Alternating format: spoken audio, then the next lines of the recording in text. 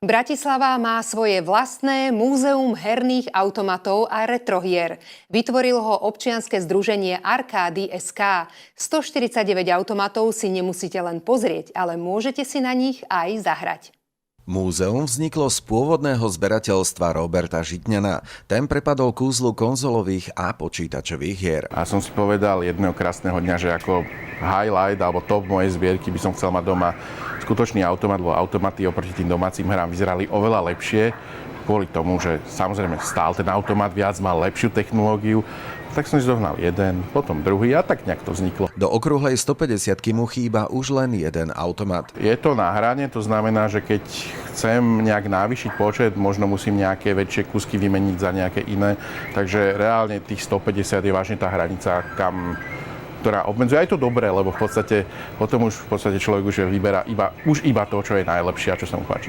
Kľúčom pre škálu a zameranie automatov bol vkus samotného zberateľa. Keďže tie automaty nosíme aj na rôzne akcie a festivály, tak vidíme, že ten výber je proste veľmi dobrý, že ho sa páči každému, takže asi nemám asi zlý vkus. Najstarší automat je z roku 1988, no vo výhľade má zberateľ iný kúsok. Možno ešte Donkey Konga alebo niečo z tých klasických hier, lebo mám Donkey Konga v zbierke ako hru, ale možno celý ten kabinet, ale nie je to zberateľstvo, alebo teda respektíve, keď sa bavíme o nejakej cene, nie je to o tom, že potrebujem tie najdrahšie mať, lebo mnohé tie hry napríklad nemusia byť dobré. To je ten rozdiel, že sú hry, ktoré sú vzácne, pretože ich je málo a preto majú vysokú cenu, ale pritom tie hry sú fakt zlé. Alebo sú hry, ktorých možno viac, majú nižšiu cenu, ale sú výborné. A ja skôr ide o to, keďže mňa to malo baviť a chcem, aby to aj ľudí bavilo, tak aby tie hry boli dobré. Zbierka má samozrejme aj svoju cenu.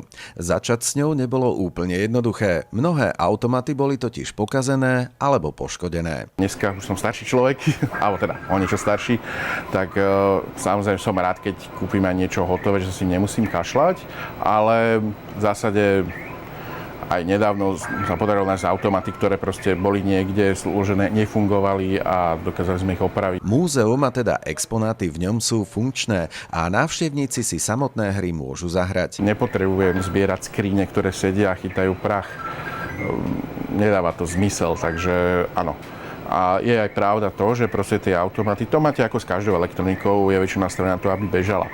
Pokiaľ nebeží, tak môže tam všeličo dojsť k nejakým problémom, chybám, ktoré potom treba riešiť.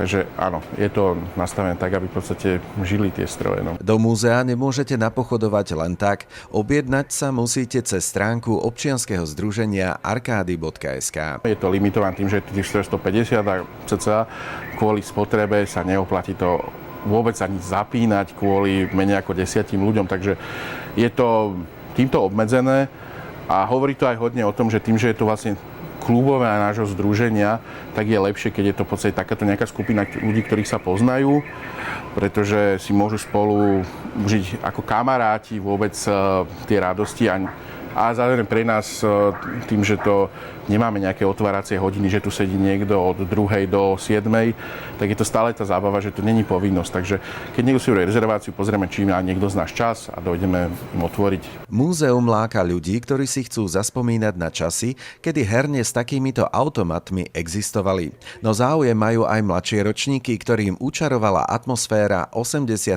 a 90. rokov. Pre TVR Jaro Kurpel.